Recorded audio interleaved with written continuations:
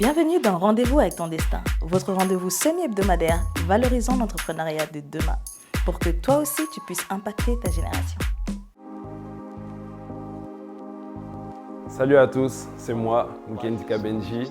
On est ici dans mon nouveau barbeur. On est encore dans l'introduction, c'est les travaux, mais on est là aujourd'hui dans l'émission Rendez-vous avec ton destin. Bienvenue à tous. Bonjour Kabenji. Bonjour Mel. Merci de nous avoir reçus chez toi.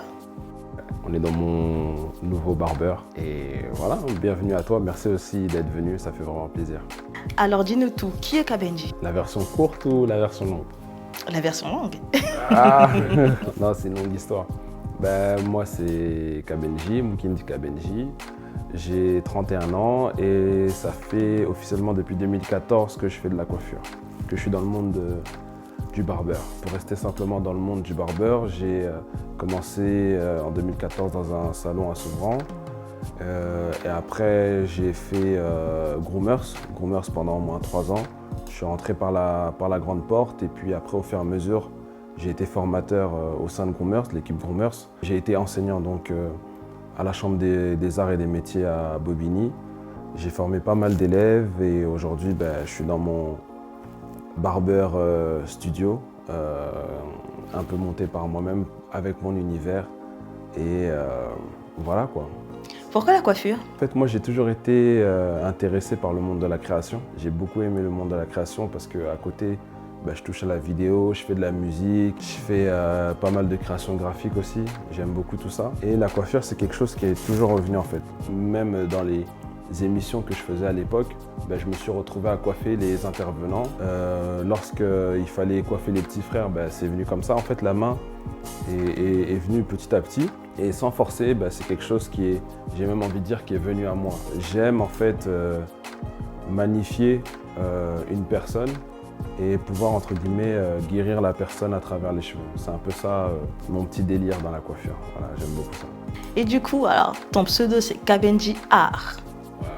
Art. Tu peux nous développer le côté art? De base, réellement, j'étais dans la finance. J'ai pas vraiment trouvé ma place dans le milieu. Et j'ai toujours su quelque chose, c'est que j'étais passionné d'art. Je suis bassiste, je suis musicien, je fais pas mal de sons, je fais pas mal de vidéos. C'est des métiers qui ont demandé beaucoup d'art, en fait, de création artistique. Et comme je l'ai dit, je suis un passionné de création.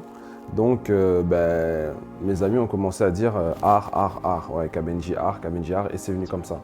Donc, je ne savais pas quelle étiquette me mettre. Ou bien Kabenji barbeur, ou bien Kabenji basse, comme les gens aiment bien dire, ou Kabenji vidéo. Je ne savais pas trop. Donc, j'ai juste mis art parce que c'était tout cet univers-là qui était englobé dans une seule chose qui est l'art. Voilà, j'aime beaucoup l'art. J'ai fait mes petites recherches d'ailleurs.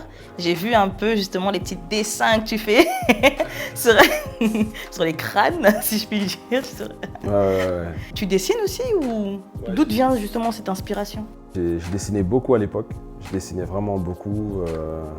Je dessine un peu maintenant, mais il faudrait que je prenne beaucoup plus de temps pour dessiner. Lorsque les clients me demandaient quelque chose, ça revient comme ça en fait. Tu es là, tu tentes quelque chose et tu te retrouves à faire la tête d'Homer Simpson sur la tête de quelqu'un, un Bob l'éponge. C'est super de pouvoir en fait prendre chaque tête, j'ai envie de dire, chaque client comme une œuvre d'art.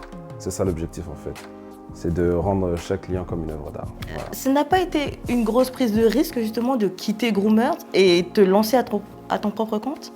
Ouais, effectivement, y en a beaucoup qui m'ont dit « Ouais, qu'est-ce que tu fais pourquoi tu quittes Groomers, il y a le confinement, le corona, tout ça et tout, comment tu vas faire, etc. et tout. » En fait, on se rend compte que l'art évolue en fait. L'art, ça évolue. La définition de ce que tu as aujourd'hui, tu as besoin d'autres choses en fait demain pour te challenger dans d'autres choses. J'ai été quelqu'un qui a beaucoup aidé le développement des autres, le business des autres, mais j'ai voulu, pour la première fois à peu près, j'ai décidé de m'aider moi-même, de me challenger, de voir de quoi j'étais capable, de voir si j'étais capable de tenir un projet de A à Z par mes mains.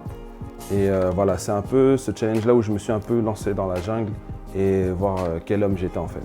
Et ça t'est venu comment? Quel déclic t'as eu en fait? En fait, je m'étais promis, c'était une promesse que je m'étais donnée, je me rappelle en 2008, d'avoir un petit truc où il y a mon nom quelque part, en fait. Avec le confinement, tout était fermé, il y a un an, il n'y avait plus rien. Je me suis retrouvé avec moi-même. Et introspection.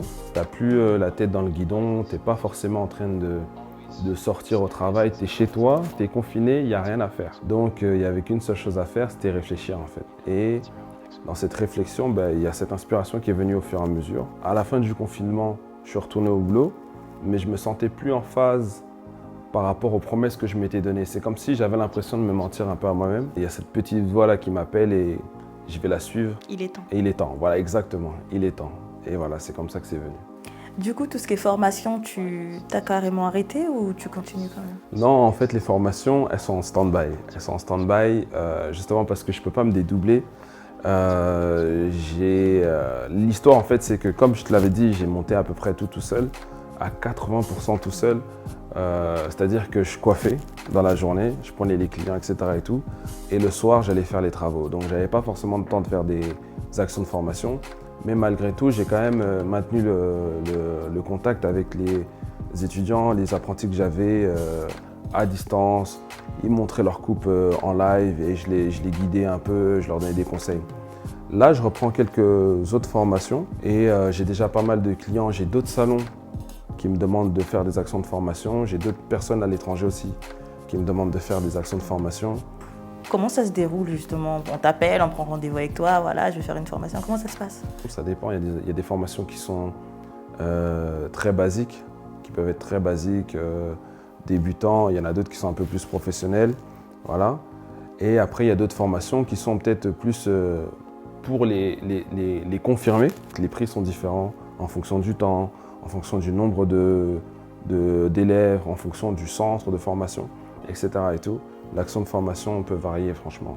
Ouais, je peux pas D'un site internet? Pour le moment, je n'ai pas encore de site internet. J'ai une équipe qui est avec moi, qui est en train de s'occuper de tout ça.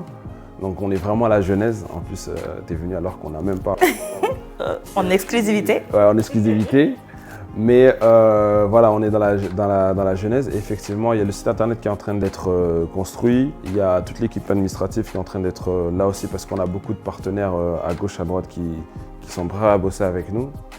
Et voilà, ça prend forme petit à petit, quoi.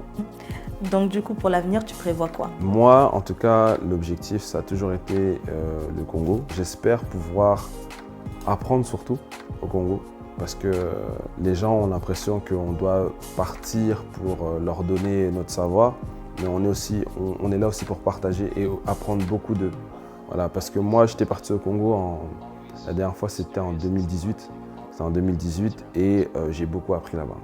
J'ai beaucoup appris de la coiffure là-bas. Ils ont d'autres techniques, ils ont d'autres manières de voir le cheveu, un autre savoir. Et j'ai vraiment envie de retrouver cette expérience-là. Et aussi, maintenant que je suis un peu plus formé, apporter ma pierre à l'édifice. On a nos musiciens qui, même depuis dans les années 80, faisaient des dégradés incroyables, des colorations incroyables. Quand je vois des anciens concerts de nos artistes que l'on connaît aujourd'hui, comme Redia Amissi, comme Kester Emenea, comme JB Mpiana, toutes ces personnes-là qui ont fait pas mal de coupes un peu extravagantes.